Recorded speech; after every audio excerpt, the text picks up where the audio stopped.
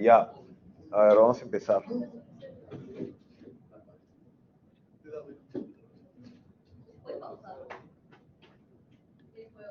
¿Qué quieren pausar la clase? Ah, ya, el juego. ¿Se puede poner pausa o no? Bueno, también se puede perder, también se puede perder. No, participando por el control, sí. No he ido por el control, necesitado. Sí, se están dando 270. Está bien. A ver si para el final de repente también les ayuda. Pero mejor si lo juegan como que después de la clase. Mejor momento. ¿No? Bueno, hoy día vamos a conversar solamente de las cosas durante el ciclo, vamos a hacer un repaso de lo que hemos conversado, de los temas que hemos visto, y la idea de hoy es aclarar dudas, refrescar un poco, aclarar dudas, para que, digamos, no haya ningún problema hacia el final, ¿no? Hacia los finales. Y a mí me gusta diseñar los cursos para que hacia el final haya menos cargas, porque es contracíclico a lo que suele ocurrir con el resto de cursos, que suelen como que estar súper cargados y súper como que, no, una recuperación más.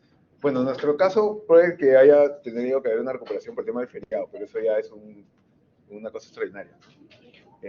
Digamos, no sé si les ha pasado, pero en mi época pasaba que a veces, hacia el final de ciclo, los profesores tenían que hacer recuperaciones, no porque hubiera habido un feriado, se hubiera perdido la clase, sino porque no alcanzaba tiempo para hacer el contenido. Entonces, pero eso como que estresa más, y creo que no es lo ideal.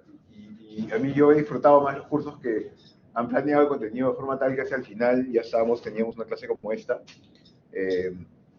Me parece bastante útil, así que bueno, nada, hay que aprovecharlo. Antes, obviamente siempre hay que comentar de lo que estaba pasando, no tanto el partido de la Bombonera, aunque fue interesante. ¿Vieron al streamer ¿cómo se llama? El que es fan de Messi. ¿Davo? No Davo, era otro. ¿Ah? No, el que hace TikToks con su esposa. Hablando de, ¿no? Siempre hablando de, a veces habla de Perú, ya él jugó el partido, y le pasó, o sea, Messi, hubo una jugada que hizo con Messi le dio un pase y él se le quiso volver, y la pasó horrible, o sea, tiró un pase terrible y le tuvo que pedir perdón, Messi. Pero bueno, más allá de eso, no sé si han seguido lo que ha estado pasando, más allá de los titulares de hoy, que pueden reflejar algo digamos, lo que ha pasado inmediatamente en el fin de semana. En la última semana ha habido bastante tensión desde el Congreso por las cosas que se han ido aprobando, porque sí, además, aparentemente ahora están pues en negociaciones para ver cuál va a ser la próxima mesa directiva, entonces es un momento bien delicado, porque además en el Perú siempre la próxima mesa directiva del Congreso podría ser el próximo presidente. Entonces se vuelve bien polémico, ¿no? Y bien interesante también lo que pasa. Vieron que Keiko Fujimori dijo, o sea, habló como que a favor del adelanto de elecciones en teoría, y Dina le respondió, bueno, pero que presente su proyecto. Y Keiko todavía no ha respondido, pero podría responder presentando un proyecto, no sé, en fin. Es bien interesante cómo está escalando la cosa, y yo les decía, el sábado había una marcha que yo creo que fue, no fue tanta gente, pero no ha sido tan poca gente como uno hubiese pensado normalmente.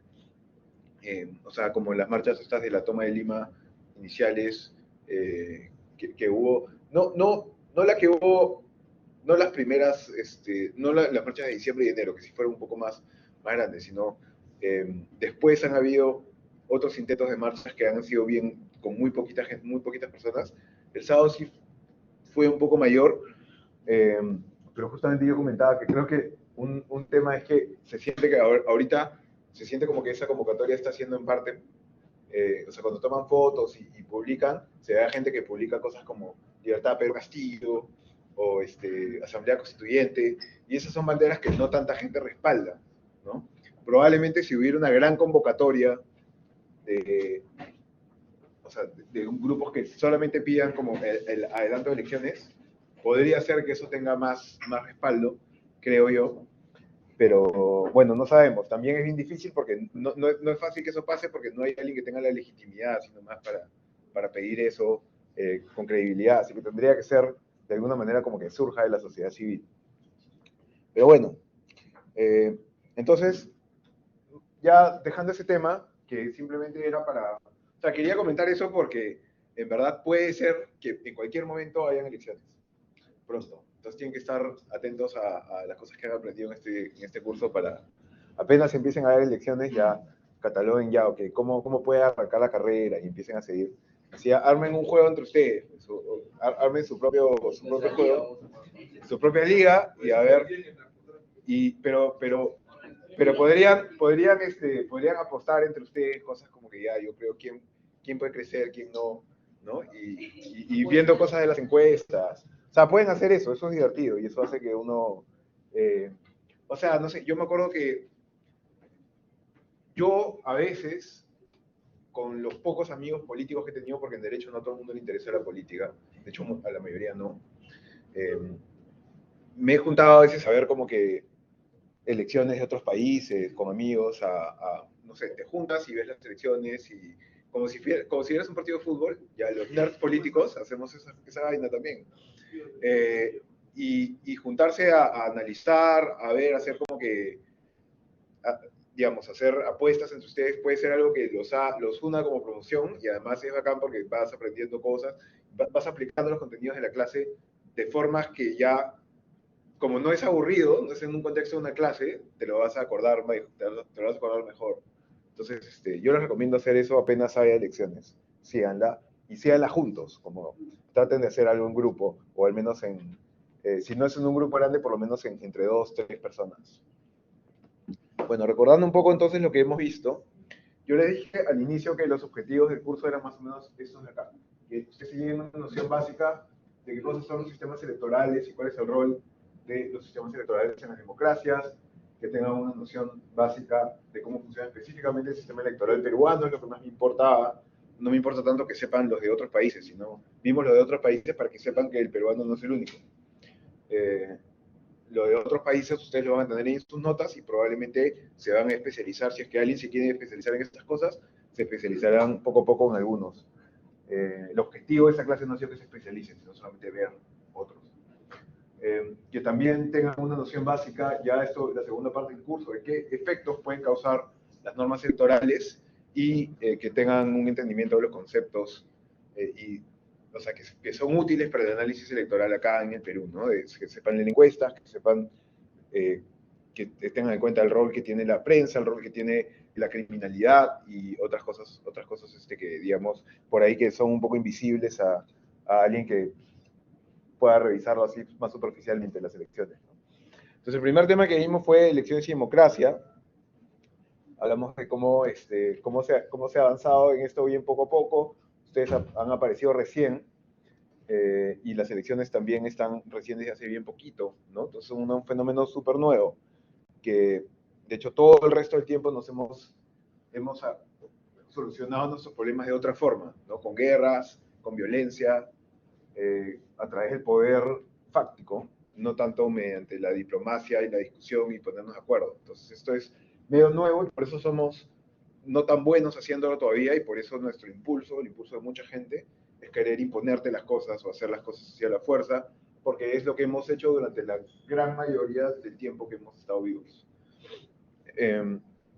Tanto así que yo les contaba que en este libro, que ya lo hemos visto un par de veces durante el curso, hablan de un homo suffragator como algo que es ya una etapa diferente, un pata distinto, más evolucionado que el Homo sapiens sapiens, que supuestamente es lo que somos nosotros.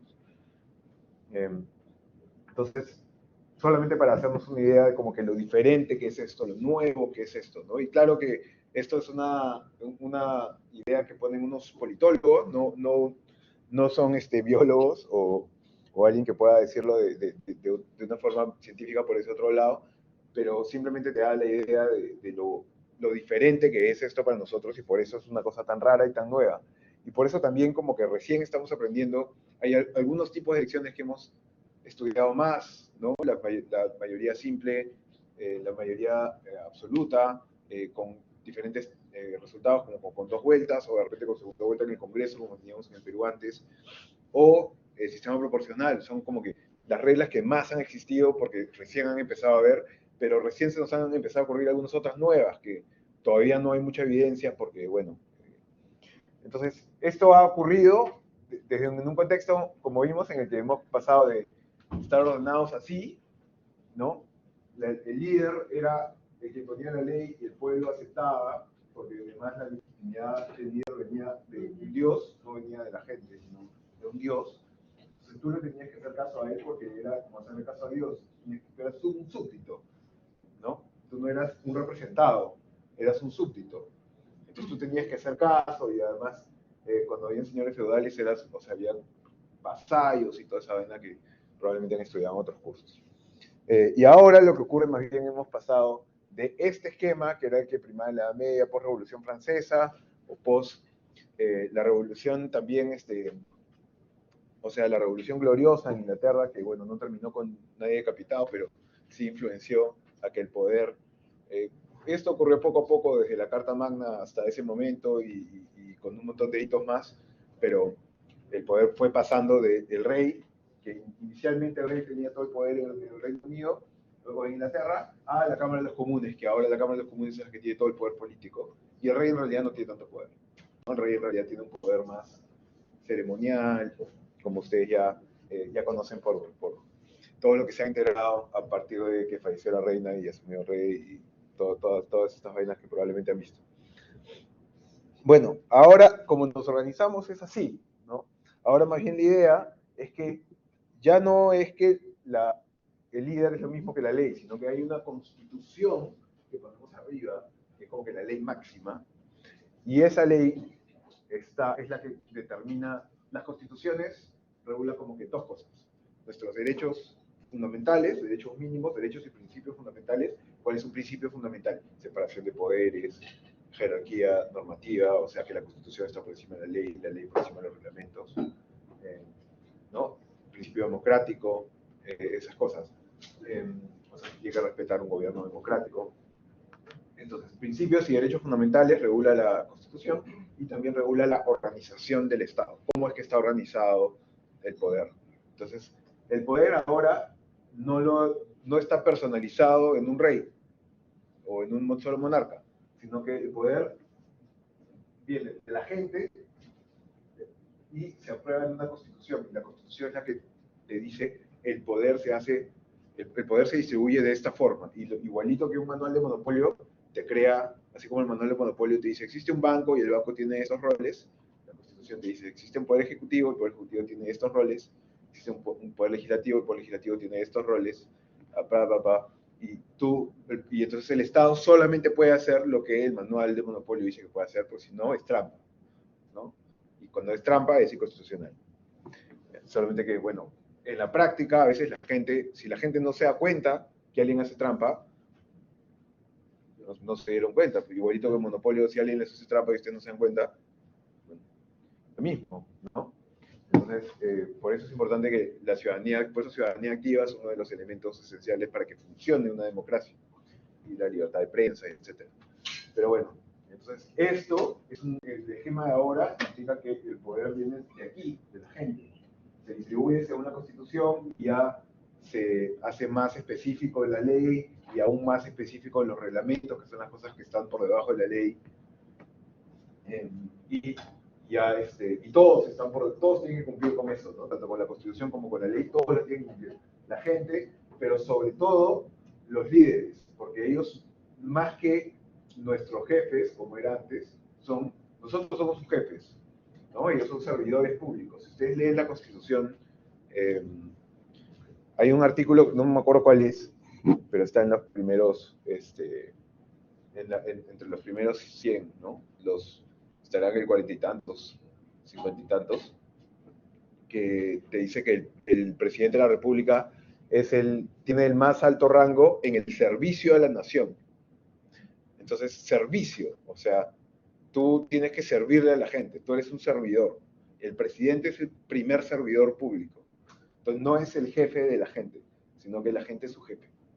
Y esto es algo que no se entiende mucho, sobre todo en un país con tanta herencia militar, donde lo que se pensaba era lo opuesto, ¿no? Los militares más bien tienen otra mirada de las cosas. Pero bueno, ¿ah? Exacto. Porque efectivamente, si tú estás en el contexto de un ejército, tiene sentido que haya jerarquía, no funciona tu ejército, ¿no? Por otras razones, pero una cosa es tu ejército y otra cosa es una democracia. Pero bueno, esto es entonces cómo tenemos que funcionar ahora, y para que esto funcione armoniosamente, estos líderes tienen que cambiar cada cierto tiempo, al menos no necesariamente estos que son el jefe del Estado, pero por lo menos estos, nosotros, los políticos elegidos, el jefe de gobierno y los demás, los representantes ante el Parlamento, ellos sí tienen que ser elegidos, y eso se hace mediante elecciones, y eso es lo que hemos estudiado y por eso tenemos que ver. Entonces las elecciones son una parte fundamental para que esto funcione, para que todo este esquema funcione, pero no son lo único. Entonces tenemos que detectar eso, saber entender cuáles son las demás cosas que necesita una democracia, y ver cuando nos pidan analizar un país, si alguno de ustedes se especializa en análisis electoral y puede trabajar no sé, en alguna organización internacional en la que los pidan o los lleven, o pueden trabajar con una persona que haga asesoría a diferentes países y los pueden llevar a un lugar a que analicen la elección de ese sitio, y lo primero que tienen que hacer antes de ponerse a ver quién va ganando en la encuesta es medir si es que ese lugar tiene democracia o no, ¿no? Porque no, si no, no importa. Si no, ¿para qué? O sea, ¿qué importa la encuesta? Ya sabes quién va a ganar. Si no.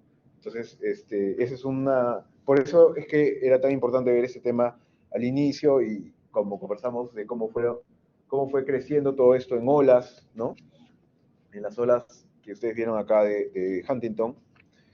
Y esto además, este crecimiento, esta aparición de las democracias, que es súper reciente, recién se da al mismo tiempo que un montón de otros crecimientos, ¿no? O sea, no se da solito, o sea, se correlaciona con un montón de otras cosas que ocurrieron, como la revolución industrial, que permitió, entre otras cosas, por ejemplo, han visto cómo se dispara el PBI mundial, eso lo vimos en las primeras clases, ¿no? Que el PBI mundial, miren, está cerca a cero desde el año 1 hasta casi la revolución industrial, y acá empieza.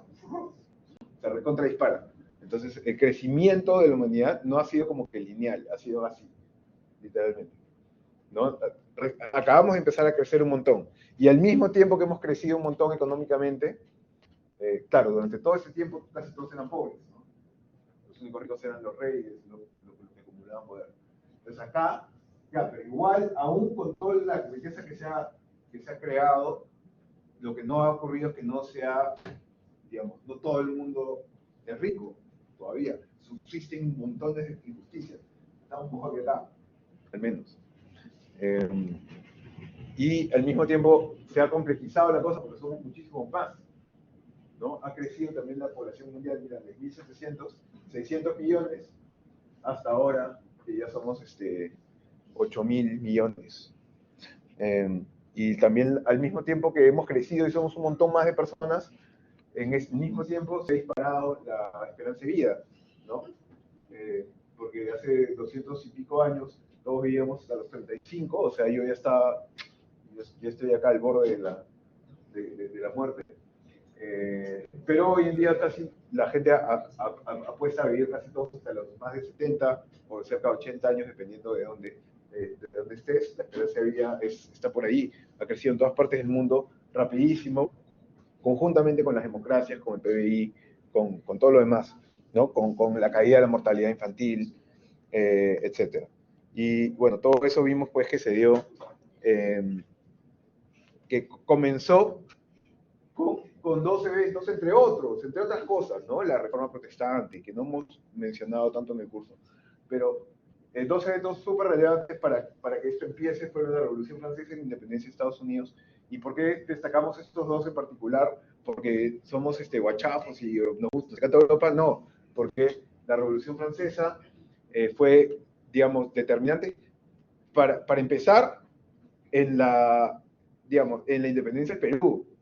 Porque si se dan cuenta, la Revolución Francesa, ¿en qué terminó? ¿Quién terminó a inicios del siglo XIX como líder de Francia? Un señor de sombrero. ¿Quién? Napoleón, ¿no? Napoleón. ¿Y qué hizo Napoleón en España? Lo invadió, ¿sí o no? ¿Y qué aprovechamos de hacer nosotros durante ese momento? Ahí es donde surge todo el movimiento independentista. Entonces, digamos, todas las cosas se conectan. Entonces, la Revolución Francesa, además, termina en o sea, impulsa un montón de ideas que se habían debatido durante la Ilustración, el Renacimiento, por ejemplo, entre otras, una de las ideas fundamentales que había surgido de esos debates era la separación de poderes, que quien la aplica por primera vez en la primera constitución del mundo, Estados Unidos, por eso también vemos Estados Unidos, ¿no? Entonces, son dos países que influyen mucho en nosotros. Además, nuestro Código Civil, por ejemplo, es básicamente una influencia directa del Código de Napoleón, ¿no? El código francés. Entonces, nuestro sistema jurídico está muy influenciado por Francia, el sistema romano-germánico, que se llama, y nuestro sistema de gobierno nos lo copiamos de Estados Unidos. Vimos que Estados Unidos tenía presidente, Congreso y Poder Judicial, tal cual hicimos nosotros. No solo nosotros, toda América Latina. Es más, Argentina tenía casi tal cual la Constitución de Estados Unidos traducida, ¿sí? Era bien bravo, sí. Y a Argentina no le fue mal, ¿ah? De hecho, con esa constitución y así algunas cuantas cosas, Argentina, no sé si ustedes saben, pero Argentina fue durante buena parte del tiempo uno de los países más ricos del mundo, ¿no? Hasta los 50, más o menos del siglo XX, ¿no? Cualquier correlación con Perón, pura coincidencia. Y bueno, vimos cómo, sí, obviamente no lo quisiera reducir solamente a Perón, pero obviamente por ahí que alguna influencia hubo. Y bueno, vimos cómo entonces se ha avanzado lentamente esto de las democracias y claramente, entonces si acaba de empezar, si es algo que ha avanzado tan lento, miren hasta hace cuánto, o sea, sus papás que estaban vivos ahí, esto seguía avanzando. Entonces es normal que tambalee, no es raro, no debería sorprendernos. Lo que debería sorprendernos es los lugares en donde funciona. ¿Cómo rayos han logrado esos lugares? Sobre todo los lugares en donde funciona mejor sin que sean tan ricos, ¿no? De repente. Costa Rica durante muchísimo tiempo. Ahora están tambaleando un poquito, pero en general Costa Rica es un modelo en América Latina. Uruguay también. Pero Uruguay no siempre ha tenido la estabilidad que hoy en día. Igual, en cuanto a política, sí, más o menos que ha tenido bastante estabilidad. Uruguay igual es como que más pequeño, más homogéneo, es más como que, entonces se entiende que no es tan complicado de que se pongan de acuerdo como quizá otros países que son más grandes y más heterogéneos, que es más difícil simplemente ponerse de acuerdo si son más personas.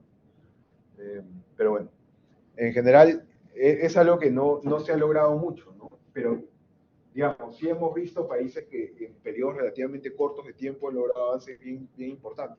Corea del Sur, o en fin, hay varios otros ejemplos por ahí. Estonia, ¿no? Por ejemplo. Bueno, y aún todavía muy en contra de lo que podría pensar mucha gente, la mayoría del mundo vive en regímenes autocráticos, no en democráticos, ¿no? Se pensaba durante un tiempo más o menos, yo crecí con la idea falsa, varios de mis amigos todavía lo creen, de que casi todo el mundo ya está en democracia, que algunos países pues mantienen a su Kim Jong-un, pero no, después ya todo lo demás está caminando poco a poco hacia democracia y todo eventualmente iba a ser democracia. Y eso no es una pelea que se haya ganado, para nada. Es una cosa que está todavía ahí. Y es más, hay nuevos regímenes como los de China y Rusia que están impulsando como que otras formas de autoritarismo como un modelo distinto al democrático. Y si ganan, de repente como, no sé, o sea, no está garantizado que el modelo democrático sea lo que va a ganar, ¿no? Como en algún momento pensamos, con esto del fin de la historia y toda esa vaina. Sobre todo si es que tu historia democrática se ve como esto. O sea, se acaba de comenzar acá, ya pues, o sea, no tenemos cultura democrática, si esto lo comparamos como que con con el gráfico con el gráfico de Estados Unidos, en Estados Unidos el gráfico sería así, como que la línea roja iría entre los 30 y 40, se iría hacia el 10 y luego no cae. Hasta como, al final cae un poquitito por Trump. Pero sí, en verdad ha empezado a caer por Trump. No sabemos, porque mira, ni siquiera hemos llegado a 10 nosotros aún. Y de donde estábamos probablemente hemos caído de nuevo un poco. Entonces, ¿qué necesitamos? Para lograr eso, lo que se necesitaría es que logremos intercambiar gobiernos establemente sí, de forma tal que cuando tú tengas tus nietos, ellos nazcan y sus papás, o sea, tus hijos, no hayan conocido golpes de Estado y esas cosas. Entonces, o no hayan conocido, entonces, si para ellos ya es algo recontra ajeno, ya en ese momento ya ha cuajado mucho más tu democracia porque ya es una idea más lejana romperla, ¿no? Ya se ve como algo muy... En cambio, ustedes no lo ven como algo tan lejano porque sus papás han visto la democracia romperse un montón de veces. Entonces, y ustedes mismos están viéndola tambalear así, claro, o sea, como que... antes de 2016 todo bien. Exacto. ¿Cómo? Creo que puede haber esta relación con el cultura del país, Sí, porque hace, digamos, un país más conectado es un país que comparte casi la misma realidad. sí, 100%. Perú tiene uno de los grandes desafíos de Perú es su geografía, porque es muy difícil conectarse. O sea, esto de que tengamos costa, sierra y selva es lo máximo en cuanto a, digamos, que exista, que podamos verlo, podemos ir, pero en cuanto a hacer carreteras, conectar al país, tú necesitas hacer un colegio en donde pueda ir mucha gente y somos tan poco densos que tú haces un colegio y para que tenga sentido, tiene que caminar la gente desde muy lejos para poder llegar a ese colegio. Entonces, no tenemos un país que te facilite el tema o sea, digamos, no tenemos una geografía que te facilite otorgar servicios en zonas alejadas, más bien al revés. Y si tienes un Estado que no funciona bien todavía, peor, pues, ¿no? Si es un Estado corrupto, peor todavía, ¿no? Entonces, hay un montón de temas ahí. Pero no es que... Pero claro, lo que pasa es que a veces nuestra intuición siempre es a pensar que, no funciona bien porque hay una persona mala que está robando y que está haciendo las cosas mal, ¿no? Y que por eso es. No, sino que acción colectiva, ¿no? Es bien difícil ponerse de acuerdo. Y si tú creas recursos o sea, que otorgas a través del Estado, y allí la gente que está operando esos recursos no tiene los incentivos correctos, de repente se los va a robar porque esa gente también tiene, lamentablemente, necesidades individuales que para ellos, en su decisión individual, justifica saltarse la regla a veces, ¿no? Entonces, lo que vas a ver es que no se va a poder solucionar bien tu problema. Y no tiene una solución fácil, ¿no? O sea, no hay una forma de arreglar esto fácil, pero justamente lo que intentamos, o el reto es saber si se puede arreglar en democracia o no. Porque tú podrías, en teoría, arreglarlo en dictadura, con un pata que, digamos, venga un dictador, como se dice, benevolent dictator, es como que el concepto en no dejen de poner su celular en silencio. Benevolent dictator es como que la palabra, el concepto que se suele usar en ciencia política para hacer referencia a eso, que es, claro, la idea de un dictador que pueda hacer buena onda, y él sí puede hacer bien las cosas, que en teoría podría pasar, o sea, porque, claro, en teoría podrías tener un dictador que, ya, sí pone el bien común por encima de las cosas, y digamos, y queda todo bien. El problema es que la probabilidad es muy baja porque en la práctica nadie puede tener la información suficiente para tomar todas las buenas decisiones él solito. Es bien difícil que tú tengas la capacidad de entender todo eso. Y además, la cantidad de influencias a las que te vas a ver sometido, o sea, la cantidad de posibilidades que te van a mostrar, gente que te va a mostrar y te va a tratar de convencer que estás haciendo algo bien cuando en realidad te estás favoreciendo un grupo por encima de otro, cuando en realidad te estás no sé. Y además que tienes un montón, como, hay un libro de Gordon Tullock que se llama The Social Dilemma, donde estudia esas cosas. Y él como que dice, claro, los dictadores tienen el peligro constante, o sea, el miedo constante de ser derrocados. Entonces tienen que estar todo el tiempo cuidando que nadie en su entorno esté surgiendo mucho, porque apenas alguien surge, se lo tienen que bajar, porque si no, eventualmente se lo bajan a ellos.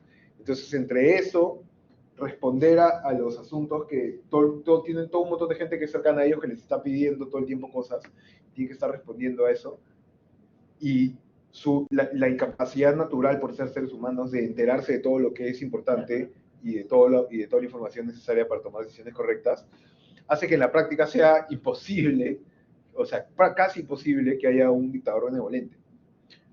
Y entonces te ocurre que en las democracias es donde hemos conseguido normalmente mucho más desarrollo. Pero a ver, el desarrollo es lento, y dile eso a la gente que le está pasando mal ahorita. Dile, ya, bacán, te vamos a resolver tu problema, pero va a demorar 15 años. Te va a mandar a volar, pues, ¿no? Lo que quiere es que venga un pata y se lo arregle ahorita. Y entonces esa esperanza de que venga un pata y se lo arregle ahorita, permanente, viene todo, se repite y se repite y se repite, pese a que cada vez que ocurre, el pata la friega más, porque es imposible que ocurra, ¿no? Porque no va a haber, es imposible que venga una sola persona, personalice el poder y arregle las cosas, porque eso ya lo hemos intentado durante literalmente 2000 años, ¿no? Y no nos ligó, ¿no? No, ni siquiera 2000 años, o sea, miles de años más, porque digamos, la formación de los primeros, no digo que haya sido todo lo mismo, pero la idea del poder absoluto concentrado en uno o pocos líderes, lo tenemos desde hace miles de años, desde las civilizaciones de los primeros imperios, ¿no? Bueno, el crecimiento de Perú, yo lo pongo así, midiendo un tipo de ranking, pero hay más de un tipo de ranking que mide lo mismo, y también te pone que la democracia en Perú ha comenzado hace bien poquito, ha cambiado mucho el país, pues, respecto a cómo era. Sí, pues ahí está, así era al inicio. Sí, esa es nuestra perspectiva, ¿verdad? O sea, si tú ves el mapa de esta época de Ecuador, tenía toda esta parte, ¿no? El mapa de Ecuador de esta época. Esos sueños. Sí, pero por eso, eso es interesante, pues por eso, en este momento de la historia, lo militar era tan relevante, y por eso los militares, había tanta gente que quería que los militares estén dirigiendo el país, porque necesitabas todavía pelearte con los otros países a ver cuál era tu frontera, porque todos estaban, ¿no? Entonces, claramente hay una razón de ser de por qué los militares eran los que estaban liderando el tema en ese momento. Pero luego esa realidad cambió, ¿no? Ya, luego eso comenzó a quedar más claro el tema de las fronteras, comenzaron a haber menos guerras, y ya lo militar solamente tenemos rezagos, pero todavía hay varios rezagos, ¿no? Todavía lo militar tiene influencia política en el Perú, más allá de que ya no obviamente tiene influencia de antes, pero ustedes han visto a Vizcarra dar discursos con los militares atrás, también a Castillo no le llegó, ¿no? Porque no coordinó con los militares, pero... ¿ah? Dependió de ellos. Claro, pero los militares fueron de alguna manera los que, con su no respaldo a Castillo, de alguna manera que aseguraron que se respalde, que se mantenga la democracia, ¿no? Aunque claro, para un montón de gente que cree que el golpe lo ha dado el Congreso, ellos sienten que han sido los militares que los militares más bien han fallado, han traicionado. Entonces, y al final lo que importa en la democracia es lo que sienta la gente, no importa lo que sea en verdad, lo que pasa, no importa la verdad teórica, importa lo que la gente sienta. Y eso es algo como que difícil de entender, pero bueno. Obviamente también hemos empezado a cambiar, o sea, a partir de acá empezamos a construir el Estado, y hemos tenido varias constituciones, por ejemplo, hemos tenido 12, ahora se discute tener una más. Hay gente que dice que, por ejemplo, la crisis actual solamente se puede salir con una asamblea constituyente, y para hacer una nueva constitución, ¿no? La número 13, la de la suerte, pero bueno, en fin, vamos a ver si eso ocurre. De repente puede pasar, puede pasar. Yo creo que es bien difícil evitar que algo haya. Mi salida sería hacer una reforma total de la Constitución, que básicamente sería como aprobar una nueva Constitución, si quieren le cambiamos de nombre, pero no mediante proceso de asamblea constituyente, sino mediante proceso de reforma total de la Constitución. ¿Ah? Sí, pero además hacer primero, sí les conté lo que eran los cabildos abiertos, ¿no? Que eran estas reuniones que, por ejemplo, vieron en Chile a nivel vecinal, que un montón de gente se empieza a juntar en asambleas, en grupos y discuten los temas que les son más importantes, o sea, sus principales necesidades, no sé, temas así, su mirada al país, y se llegan a diferentes conclusiones, y entonces todo el país participa en procesos así, todos los que quieran, obviamente no todo el mundo, pero los que quieran tienen esa puerta abierta, van, participan, su voz se escucha, llegan a ciertas conclusiones que luego son tomadas en cuenta para la discusión mayor sobre el cambio de la Constitución, etc. Entonces, y ese proceso puede durar años. En Chile duró un par de años antes de que se metan en su proceso constituyente. Entonces, luego que tú has tenido un montón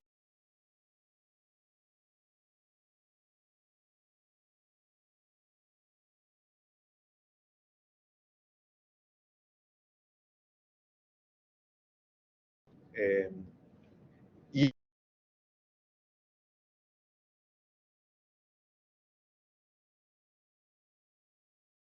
constituyente, pero de repente también después de hacer ese proceso de cabildos abiertos se decide hacer una constituyente y ok, al menos, no sería lo que yo elegiría, pero al menos sería una constituyente que sería después de un proceso de diálogo del país de un par de años, que creo que sería un mejor escenario que solo ahorita de la nada, que en verdad no sabemos ni qué queremos hacer. Pero bueno, en todo caso, esa es una cosa que todavía está, ven que está tanto en construcción el país que ni siquiera está claro que nuestra constitución actual vaya a ser la última. Se fue avanzando poco a poco la cantidad de gente que pudo votar acá, ¿no? Fíjense hasta cuando no pudieron votar los analfabetos, que fue hasta el 80. Entonces, era muy poquita la gente que en realidad votaba. El número de electores son este rojo, ¿no? 19% del país votaba hasta el 63. Y antes de eso, hasta el 56, que no votaban las mujeres, 17%. No, hasta el 50, claro. 10%, luego votaron las mujeres, y luego se le dieron todos a los analfabetos, y allí es la primera vez que ya podemos ser democracia, ¿no? Porque en algún momento los analfabetos, fíjense cuántos han sido. Cerca del 60% del país en los 40, y ya, finalmente luego ha caído mucho esa tasa, pero igual, en algún momento sí fue bien relevante. Claramente Perú no era una democracia hasta la mitad del siglo XX, pues, porque si no votaba el 60% del país, o sea, ¿cómo vas a hacer, cómo le vas a decir a eso democracia? No era, o sea, un país en el que algunas personas votaban, pero eran bien poquitas. El resto de gente no tenía realmente derecho a voto, ¿no? ¿Sí? Tengo una pregunta un poco rara, pero el hecho de que me obliguen a que yo tenga que votar puede ser democracia. Sí, claro. Sí. No te obligan, ¿no? O sea, tú tienes la oportunidad de ir y pagar tu multa. No, y si tienes una excusa, puedes no pagar la multa. Pero si no quiero pagar la multa. Bueno. O sea, sé que es un poco raro, ¿no? Pero si existe voto también tipo voluntario. Sí. Por eso como que un poco me... Es que hay cosas que a veces, digamos, lo ideal sí sería que haya voto voluntario, pero a veces hay cosas en las democracias que funcionan así. Por ejemplo, porque se entiende que, o sea, se llega a la conclusión de que pese a los problemas teóricos, ¿no? Como que te limita un poco la libertad, tiene otro tipo de beneficios, como que la gente se siente más participativa. Entonces, por ejemplo, exactamente lo mismo pasa con las AFPs y el tema de que te obligan a dar plata a pensiones. Y eso es un consenso en el que ha llegado todo el mundo. A mí no me gusta la idea de que me quiten plata, ¿ya? Pero en todo el mundo se ha llegado al consenso de que, o sea, de repente están equivocados, pero es el consenso al que se ha llegado de que, y lo que pasa es que no se ha llegado a ese consenso porque están locos, sino porque hay evidencia que respalda eso, de que si es que no obligas a la gente a ahorrar un poco, la gente no ahorra, y si no ahorra, como la esperanza de vida ha crecido un montón, esa misma gente te termina costando un montón de plata cuando son mayores y están súper enfermas y no han ahorrado y no pueden trabajar. Entonces, le termina costando muchísimo al Estado. ¿Y qué significa que le cuesta al Estado? Que le cuesta a todos los demás. Y le cuesta a los jóvenes, le cuesta a gente que no es responsable de esa irresponsabilidad individual de la gente que no ahorró. Entonces, una mejor solución social a que eso te implosione en algún momento es obligar a la gente a ahorrar un poquito. ¿Ya? Entonces, eso es va en contra de la libertad individual, sí, pero se ha tomado esa decisión. Una decisión similar es con los votos. A mí no me gusta en principio la idea, pero una cosa que ocurre en la práctica es que si tú, en democracias poco estables, que no se han cuajado en la práctica, que no han cuajado todavía bien, tú les dejas tener voto voluntario y lo que ocurre es que no solamente muy poquita gente va, sino que luego el gobierno que es electo, hay menos gente que le cree. Es aún menos legítimo porque dicen, lo eligió el 20% de eso. Entonces no le creo más. Entonces te vas alejando incluso más de la democracia. ¿No? Exacto, es la gente que no votó. Y es una conducta irracional, pero ¿qué puedes esperar de los electores? Somos irracionales. Entonces, O sea, y no significa que seamos tontos, significa que o sea, así somos. en este caso sería más contraproducente nuestra cultura democrática. Sí, podría serlo. Y digamos, hay razones para pensar que lo es, porque se ha visto en otros países. No te lo estoy diciendo como una verdad absoluta, porque es algo que todavía es justamente el tipo de cosas que investigamos, ¿no? Pero hay razones para pensarlo, y sí se ha visto en otros lugares. Esto, por ejemplo, en Colombia pasa mucho, ¿no? Porque Colombia sí es voluntario.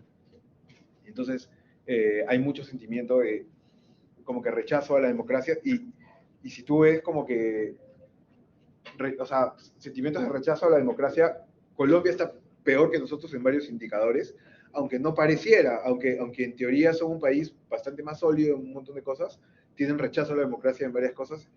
Probablemente, creo yo, de repente sí digo, estoy equivocado, pero eso es una de esas cosas que hay que estudiar en ciencia política para ver si es que existe causalidad que tiene que ver esta vaina del voto voluntario.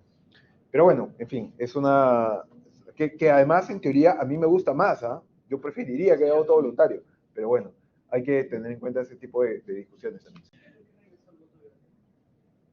Por ese tipo de discusiones. Sí, por eso. O sea, justamente, o sea, bueno, pero igual el voto obligatorio lo puso para la constituyente, y creo que ahora lo están planteando de nuevo, pero me parece que no... ¿Ah? Es que lo que pasa es que Chile era un sistema raro, porque era voluntario inscribirse, pero si te inscribías, era obligatorio. Y después, ese sistema lo cambiaron una vez y ahora lo han vuelto a cambiar. En los últimos 10 años. Han cambiado 2 veces. Entonces, el último, no estoy seguro si es todo obligatorio o si el todo obligatorio lo cambiaron. No me acuerdo bien. Siempre que es voluntario no significa que es que a veces el registro es automático, como en nuestro caso. Si tú tienes ciudadanía, el registro es automático. Pero en otros lugares te tienes que registrar como votante. En Estados Unidos te tienes que registrar muchas veces como votante, y a veces, por ejemplo, los republicanos te ponen trabas para que no te puedas registrar. O sea, bueno, eso es de lo que acusan los demócratas, pero en la práctica sí es un poco verdad, si uno revisa la cosa. La forma entonces en que nosotros armamos nuestro Estado, cuando dijimos, ya, ok, vamos a jugar al Perú, vamos a sacar a los españoles, vamos a armar nuestra propia vaina. ¿Cómo dividimos el poder? Nos copiamos a Estados Unidos, ¿no? No exactamente lo mismo que Estados Unidos. Y poco a poco, con el tiempo, se han agregado un montón de cosas más. Entonces, ya, si ustedes les preguntan, ¿el poder en el Perú está dividido en 3? La respuesta es no, no está dividido en 3. Está dividido en 13, ¿no? En los 10 organismos autónomos y los 3 poderes del Estado. Y además... Sí, claro, que varios están bajo el control de un solo... Bueno, pero ya, ese es el problema, pues cuando uno de estos controla a los demás, se debilita la democracia, ese es el problema. Pero bueno, en fin. Esto de acá, entonces, es una división. la idea de esto es que ya el poder no está personalizado en un rey, sino que la Constitución te dice, estos son todos tus jugadores, ¿ya? Así como, igualito del manual de monopolio que crea el banco, entonces la Constitución te dice, estos son los jugadores, estos pueden hacer estas cosas, y solamente pueden hacer esas cosas que están permitidos, entonces el rol de este de acá es hacer esto, el rol de este de acá es hacer esto otro, y etcétera. Eso es lo que, de alguna manera, que determina la Constitución, además de ponerte la lista de los derechos fundamentales y de los principios fundamentales que les decía, como la separación de poderes y todas esas cosas.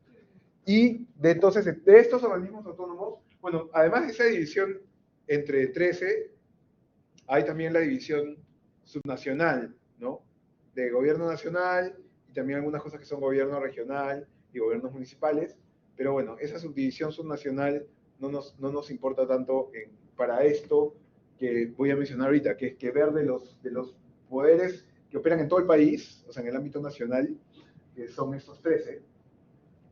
Los tres que nos interesaron en la primera parte del curso fueron estos tres, porque son los tres que componen son los organismos electorales, lo que los abogados le dicen sistema electoral, porque no se nos ocurrió una mejor palabra, pero eso se mezcla con el concepto de sistema electoral que ustedes ya también han estudiado aparte, que significa la transformación de votos en escaños o en otros resultados, ¿no?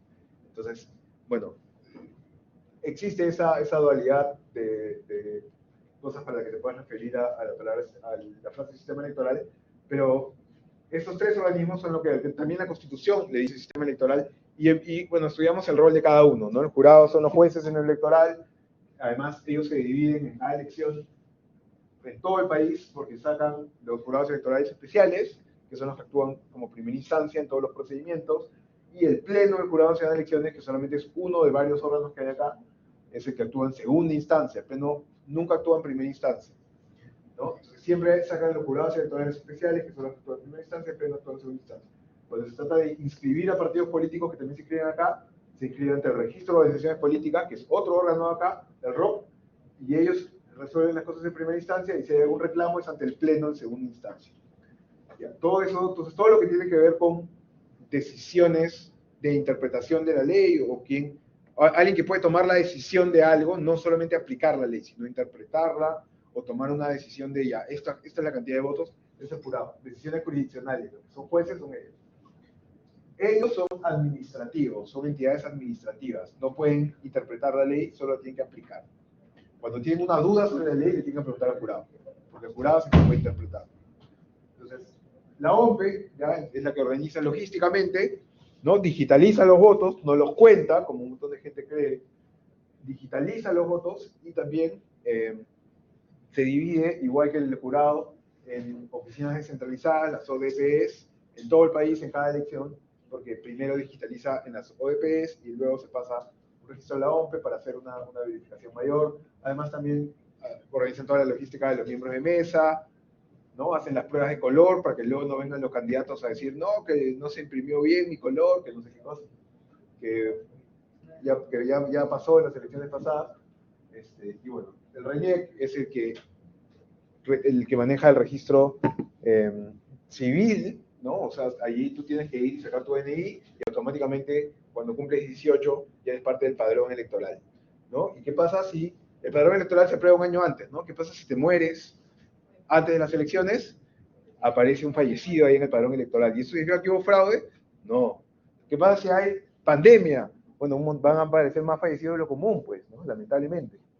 Entonces, bueno, en fin, esas son las cosas que si uno le pone un poco de lupa, entiende el por qué. No hay que presumir el fraude, sino más. ¿Sí? ¿Cómo?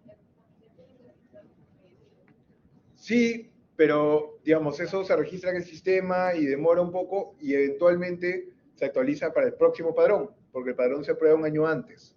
Entonces, un año antes sale una lista y dice, estos son los que pueden votar. ¿Por qué? Porque luego, con esa información, es que tú vas a poder ir eventualmente el día de la votación y vas a ver tu nombre allí. Ha sido considerado en esa base de datos.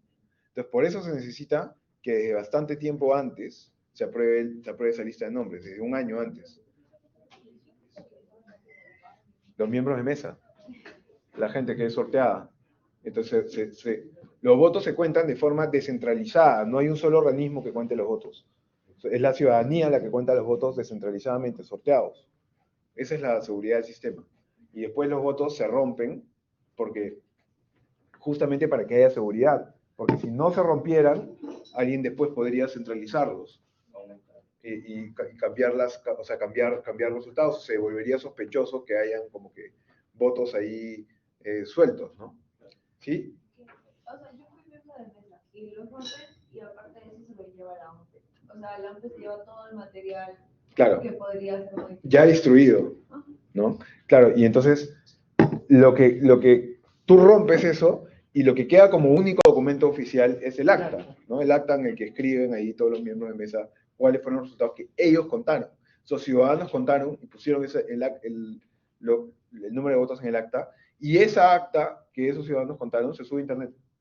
Entonces, ¿y cuántas hay? 86,000 y pico entre el Perú más extranjero. Y entonces, para que tú, digamos, puedas como que afectar el resultado electoral, tienes que influenciar en una cantidad de mesas abrumadora, ¿no? O sea, para que tú puedas tener un resultado estadísticamente significante, tienes que intervenir en una cantidad así absurda de mesas y controlar por lo menos 2 miembros de mesa y que el tercero no te denuncie y que no te denuncie nadie más. Digamos, es una logística bien difícil, no es así nomás una cosa que pueda hacer cualquiera, ¿no? Sin que alguien del sistema lo detecte. Tendrías que cambiar demasiadas actas sin que nadie se dé cuenta. Y que 86,000. Y además, 86,000 y pico, ¿no? Son casi 87,000. En la última elección. Van creciendo cada vez, porque son más electores cada vez.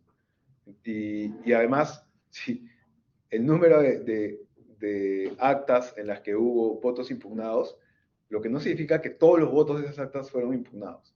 Pero el número de actas que hubo votos impugnados en el 2021 fueron menos de 500. Entonces, si tienes votos impugnados por los dos partidos, en menos de 500 votos de 86,000, mira, si hubieran sido los 500 impugnados por Pedro Castillo, le regalas todos esos votos a Keiko, igual no cambias el resultado. ¿Ya? Igual la teoría del inicio era que estaban impugnando los personeros y que así se había logrado el fraude. Eso, la matemática no te respalda esa. Claro, que ya 570, ya pues, ok. 500 tantos votos, ok, pero si tienes 40,000 votos de diferencia, es complicado. En fin, entonces, ahí está la fortaleza del sistema, ¿no? En que es, por más de que sea papel y lápiz, la fortaleza es que el sistema está descentralizado y no es una sola autoridad la que cuenta los votos. En Venezuela no hay 3 organismos, no hay uno solo, y el voto es electrónico. Y entonces sí, ellos procesan todos los votos. Igualito es el Tribunal Electoral de Bolivia. Y en el Tribunal Electoral de Bolivia y en Venezuela es el Ejecutivo y el Congreso los que eligen a los miembros, ¿no? Entonces, claramente es una entidad mucho más capturable. En el Perú no. El miembro jurado nacional de elecciones son 5 miembros, ¿no?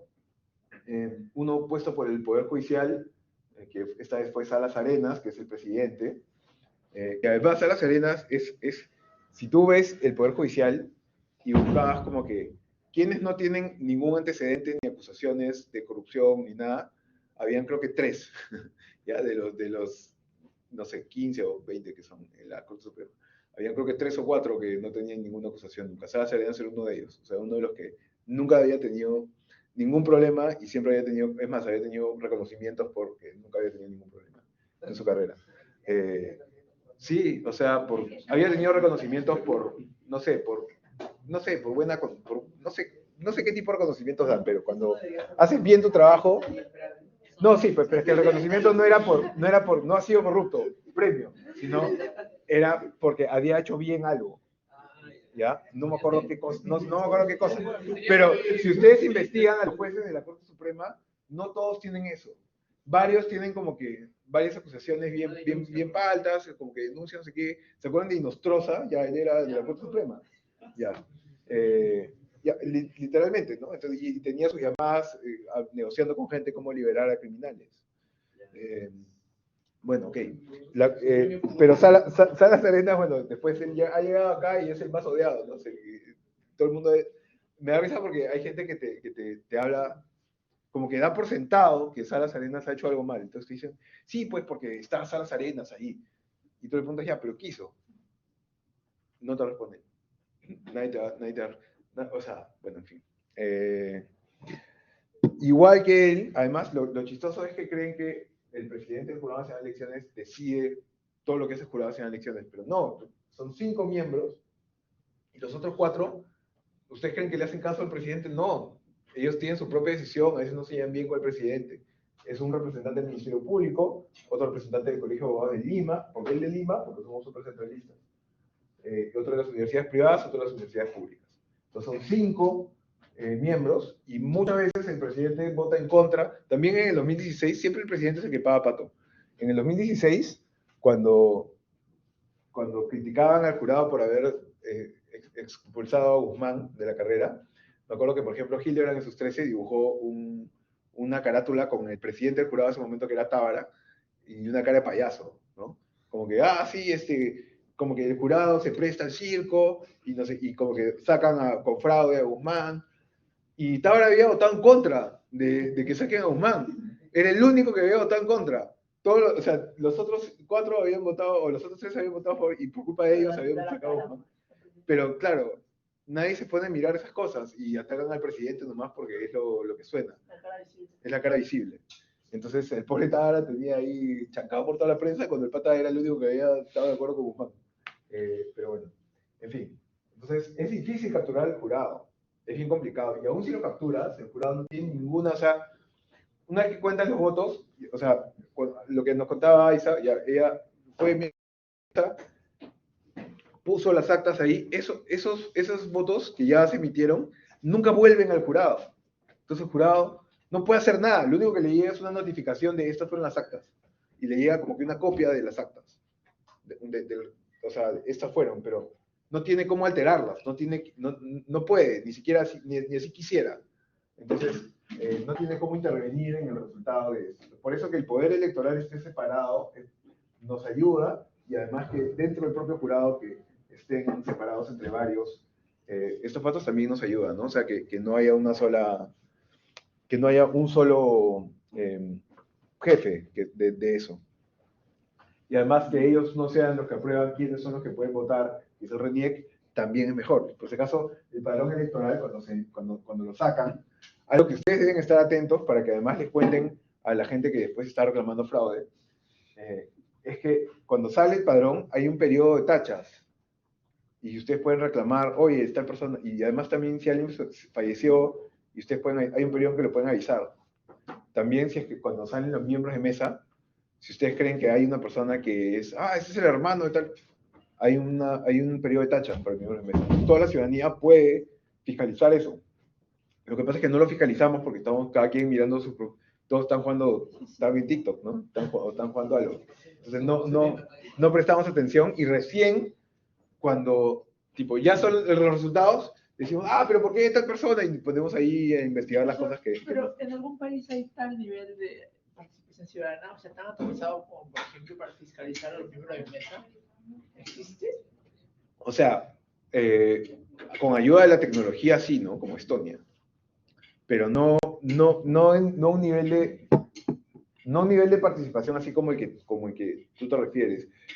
Creo que a lo que vas es, o sea, gente que comprometida, que participa en su democracia, Claro, suele verse en países que son más pequeños y más homogéneos. En Islandia pasa mucho, en Uruguay también pasa. Y digamos, es verdad que suele ocurrir más en países más pequeños, es difícil, pero en algunos momentos sí han habido países que lo han demostrado mucho. Por ejemplo, Francia es un país que, ante cualquier cosa, sale de las calles a reclamar. Y esta es una ciudadanía recontractiva con su democracia, en contraste con otros países que no lo hacen tanto, ¿no? Por ahí con Estados Unidos o Corea del Sur.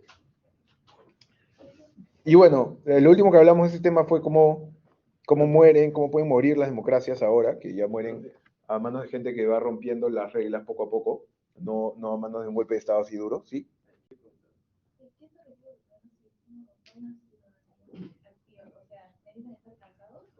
No, que la gente esté comprometida, que la gente entienda que la democracia no es rol de los políticos.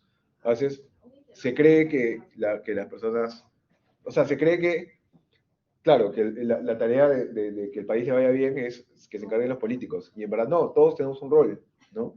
El sector privado también, que es fiscalizar, estar atento, saber a quién apoyas, enterarte para poder votar de una manera correcta, ¿no? Entonces, si es que hay ciudadanías más activas que otras, nunca va a haber una ciudadanía 100% activa porque la gente es irracional y irracionalmente ignorante, pero de todas maneras que tengas una ciudadanía un poco más activa siempre es mejor, ¿no?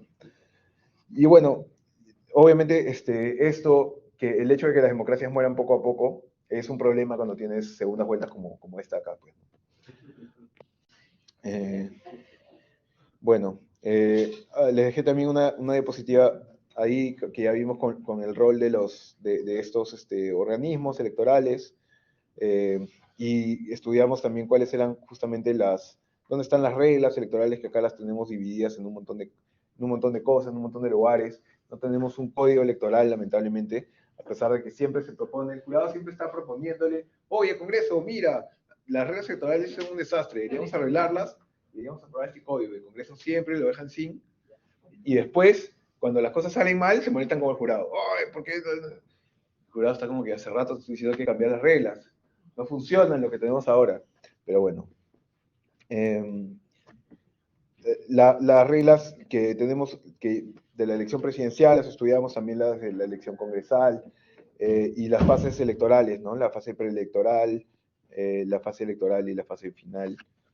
Como todo esto tiene diferentes etapas, diferentes cosas que simplemente hay que ir siguiendo, y esto normalmente lo van a aprobar, lo van a ver en un calendario que aprueba el jurado, que es este de acá, ¿no? Por ejemplo, el de las elecciones municipales 2022.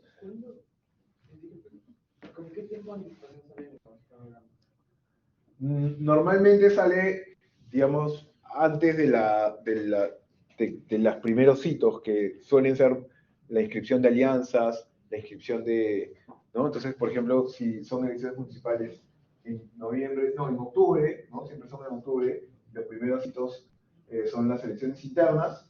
Entonces, este calendario normalmente lo publican en algún momento de mayo, o si es que, en verdad, a veces lo podrían haber publicado en junio, o si lo han hecho bien en abril, ¿no? Pero nunca es con demasiada anticipación que ¿Y ahora publican. qué paso? Bueno, Ahorita están probablemente manejando escenarios de cuáles serían potenciales calendarios y todo eso. Sí, deben tener ahorita proyectos. Sí, debería ser más o menos un año antes, pero claro, este calendario se arma no porque al jurado se le ocurre, sino porque la ley dice, tal cosa se tiene que hacer 60 días antes de la elección. Entonces el jurado pone, ya, la elección es tal, ya, 60 días antes, ya, aquí, ¿no? Y así lo va armando.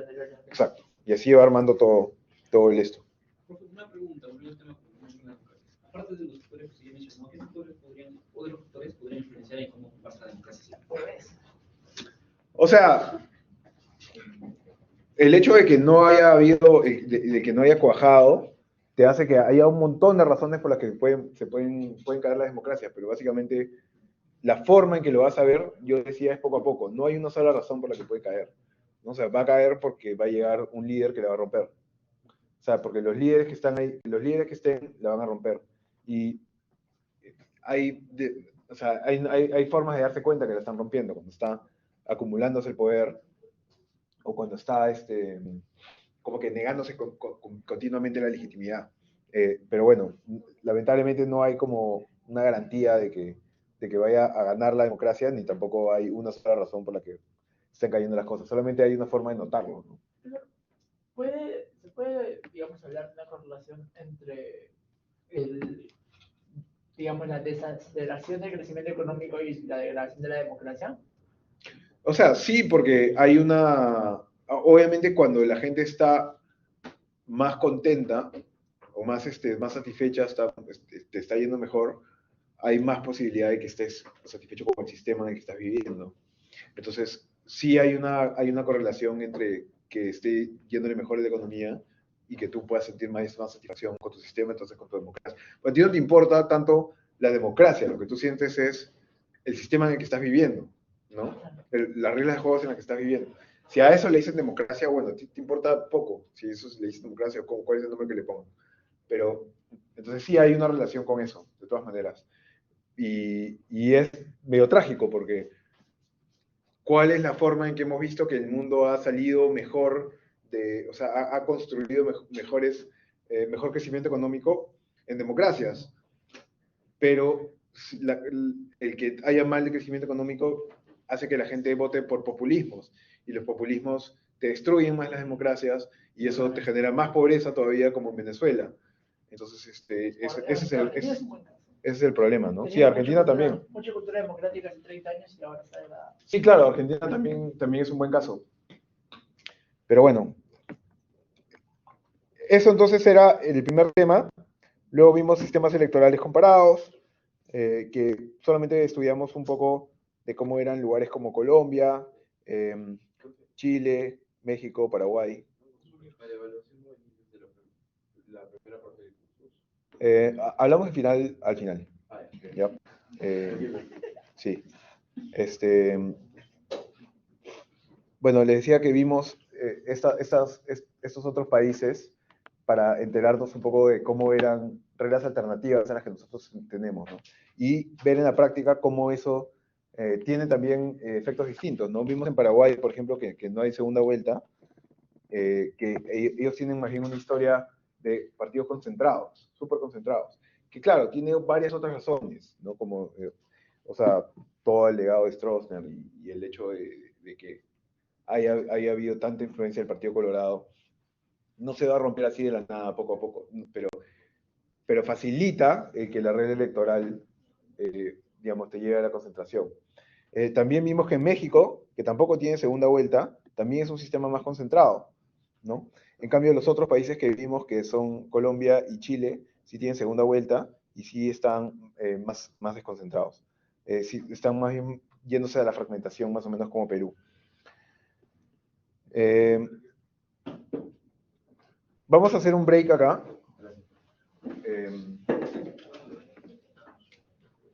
Y seguimos a las 28. Vamos a seguir arbitrariamente a las 10:28.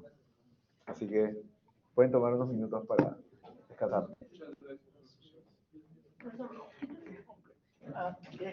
No. Vamos a usar estos minutos para que podamos ir.